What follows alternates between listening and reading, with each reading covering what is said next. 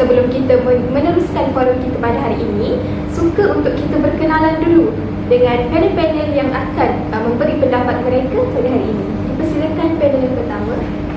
Nama saya Nur Fadini Syukrina binti Fauzi.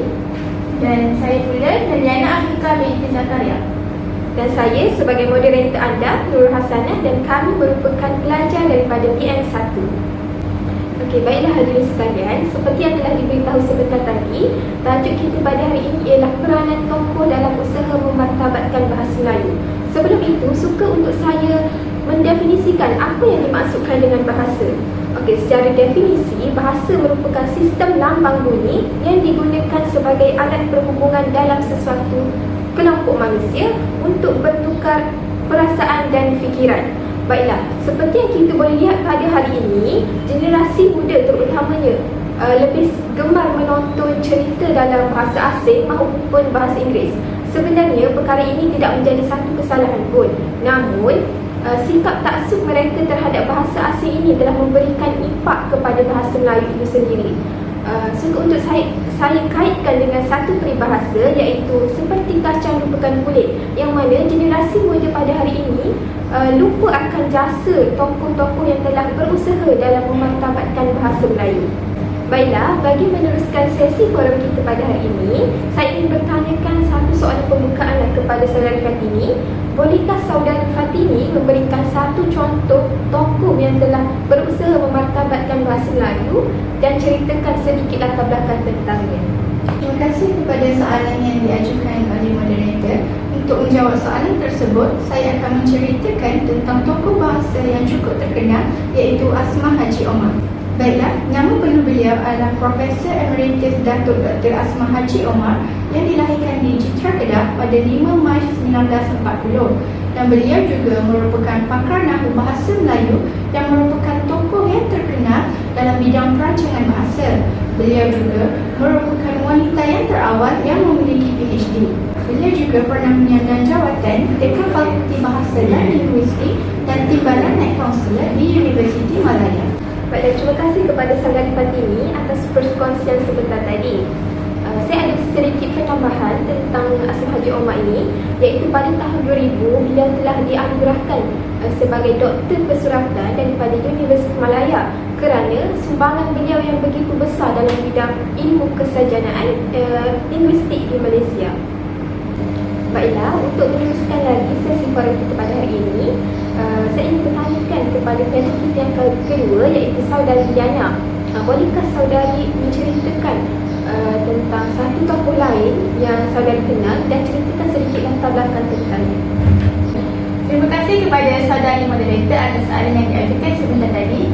Baiklah, bagi meneruskan desa perbincangan kita pada hari ini, saya akan menerangkan sedikit mengenai tokoh seterusnya, iaitu R.O. Winstead, di mana nama penuh beliau ialah Richard Olaf Winstead, yang dilahirkan pada 2 Ogos 1978 di Oxford. Beliau mendapat pendidikan di Magdalen College School dan New College, serta berjaya memperoleh Master of Art.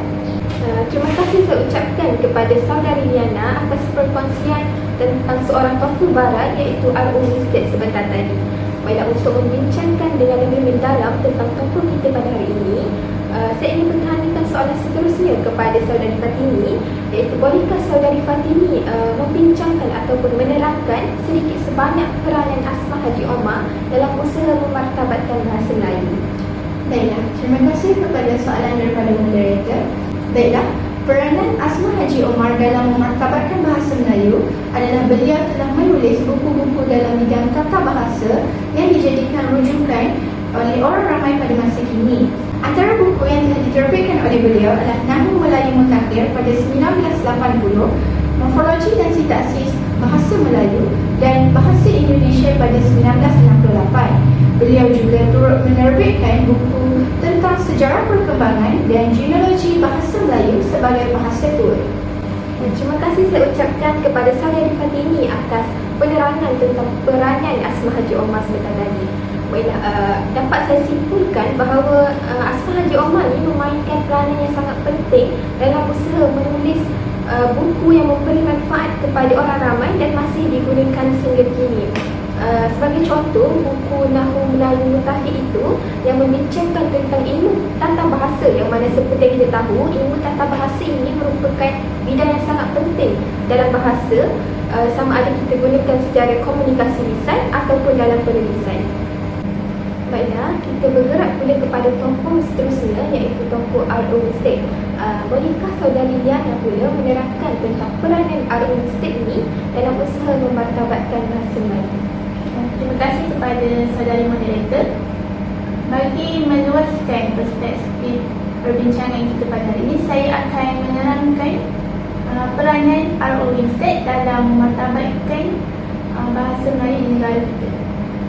Peranan beliau ialah menentukan hala tuju sistem pendidikan di tanah Melayu. Beliau telah menubuhkan Sultan Idris Training College yang bertujuan untuk melahirkan guru Melayu yang berpendidikan tinggi. Terima kasih saya ucapkan kepada saudari Liana atas perkongsiannya sebentar tadi. Untuk pengetahuan semua, R.O. Winstead ini telah diketahui memelihara banyak hasil kesusastraan Melayu dan sejarah Melayu, serta menulis pelbagai karya penting yang menyebabkan Melayu dan bahasanya, seperti A History of Malaya. Baiklah, seterusnya kita akan membincangkan tentang pemikiran tokoh-tokoh yang disebutkan sebentar tadi dalam usaha untuk memartabatkan bahasa Melayu. Baiklah, saya ingin bertanyakan soalan kepada saudari Fatini, iaitu bolehkah saudari Fatini menceritakan tentang pemikiran Asma Haji Omar terhadap bahasa Melayu ini? Baiklah, terima kasih kepada soalan daripada moderator. Menurut Asma Haji Omar, pada tahun 2008, susugaluh serta pemahaman tentang bahasa Melayu yang lengkap adalah melalui Ensiklopedia Bahasa Melayu. Ensiklopedia merupakan perkembangan bahasa Melayu daripada sudut variasi, tulisan, morfologi, sintaksis, ragam bahasa sehinggalah kepada etimologi. Seterusnya, pemikiran Asma Haji Omar tentang bahasa dan alam Melayu. Pada tahun 1993, beliau telah meneroka alam pemikiran Melayu dan pengalaman-pengalaman orang Melayu yang terakam dalam bahasanya. Selain itu, pemikiran Asma Haji Omar tentang nahwu dan tata bahasa adalah pada tahun 1976, Asma Haji Omar dapat mengesan beberapa prinsip fonologi yang melandasi analisis Zabba tentang sistem ejaan bahasa Melayu, iaitu keutamaan ucapan di atas tulisan, huruf sebagai lambang bunyi, dan hubungan antara fikiran mekanisme bahasa. Menurut Asma Haji Omar juga, ayat merupakan unit tertinggi dalam tata bahasa Melayu. Pemikiran Asma Haji Omar dalam penggunaan bahasa menurut situasi pula, pada tahun 2002, beliau menyatakan pengertian setiap bahasa merujuk kepada pengertian yang mematuhi pedoman-pedoman tentang sosial, budaya, politik dalam penggunaan bahasa menurut situasi. Menerusi perkongsian saudari Fatini sebentar tadi, kita boleh mendapati bahawa Asma Haji Omar ini merupakan seorang tokoh yang sangat penting dalam ilmu bahasa Melayu. Hal ini kerana ilmu beliau yang luas beserta dengan kepakaran beliau dalam hampir semua bidang dalam bahasa Melayu ini menyebabkan beliau menjadi tempat rujukan bagi pengkaji-pengkaji bahasa Melayu. Dan pada pandangan saya sendiri pula, Asma Haji Omar ini merupakan seorang yang sangat teliti dalam unit dan fungsi bahasa sesuai dengan peredaran masa. Bagi meneruskan lagi sesi forum kita pada hari ini, saya ingin bertanyakan lagi soalan kepada saudari Liana, iaitu bolehkah saudari Liana menerangkan tentang pemikiran R.O. Winstead terhadap bahasa Melayu ini? Terima kasih kepada saudari moderator atas soalan yang telah diajukan sebentar tadi. Baiklah, saya akan menerangkan sedikit mengenai pemikiran R.O. Winstead. R.O. Winstead merupakan seorang Orientalist Inggris yang berkhidmat sebagai pentadbir British di tanah Melayu. Selain itu, beliau juga telah menubuhkan Sultan Idris Training College untuk menentukan hala tuju sistem pendidikan serta melahirkan lebih ramai guru-guru yang berkualiti serta berpendidikan tinggi. Baiklah, jika ditelusuri dengan lebih lanjut, beliau juga telah menerbitkan lebih kurang 85 buah buku bacaan sekolah melalui Medis School Sumbangan Series. Beliau juga telah menerbitkan buku tentang bahasa Melayu seperti Kolokvial Melayu. Jelaslah di sini bahawa semua pihak perlulah memanifestasikan fikiran dan sinergi untuk mencari inisiatif yang terbaik dalam meningkatkan darjat bahasa Melayu bukan sahaja dalam kalangan rakyat Malaysia, bahkan di pesada dunia, agar negara Malaysia dapat duduk sama rendah dan berdiri sama tinggi dengan negara-negara maju yang lain. Selain itu, kita hendaklah mengelakkan diri daripada menjadi manusia yang khusyuk menyelami sungai pemodenan dengan mementingkan bahasa asing berbanding bahasa Malaysia yang menjadi bahasa kebangsaan di negara kita.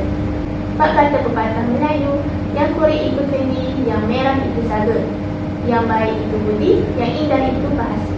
Baiklah, terima kasih saya ucapkan kepada saudari Liana atas perkongsian yang sangat menarik itu tadi. Menerusi perkongsian beliau tentang pemikiran R.O. Winstead itu sebentar tadi, saya dapat simpulkan bahawa R.O. Winstead ini merupakan seorang yang memberi kemajuan pendidikan terutamanya di Malaysia seiring dengan pemartabatan bahasa Melayu. Untuk meneruskan lagi sesi forum kita pada hari ini, saya ingin bertanya kepada saudari Kartini, adakah ada sedikit penambahan tentang penutup ataupun kesimpulan kecil tentang perbincangan kita pada hari ini? Baiklah, terima kasih kepada saudari moderator atas pertanyaan tersebut. Saya ingin membuat kesimpulan kecil, iaitu dapat disimpulkan bahawa bahasa Melayu sebagai bahasa kebangsaan haruslah sentiasa dipelihara. Dalam usaha memartabatkan bahasa Melayu sebagai bahasa ilmu, kita haruslah memupuk semangat jati diri yang kukuh dalam kalangan masyarakat, terutama kepada golongan yang tiada jati diri dan golongan yang kuat sentimennya, serta kepada golongan yang kurang keyakinan diri dan kepercayaan dalam bahasa Melayu. Oleh itu, kita haruslah bersatu padu dalam memartabatkan bahasa Melayu kerana bahasa menunjukkan bangsa. Bab kata pepatah Melayu, maju bahasa, majulah bangsa. Baiklah, kita sudah sampai ke penghujung perbincangan kita pada hari ini. Menerusi hasil perbincangan dan perkongsian oleh kedua-dua panel kita sebentar tadi, dapat saya simpulkan bahawa semua pihak haruslah memainkan peranan dan inisiatif masing-masing dalam usaha untuk memartabatkan bahasa Melayu.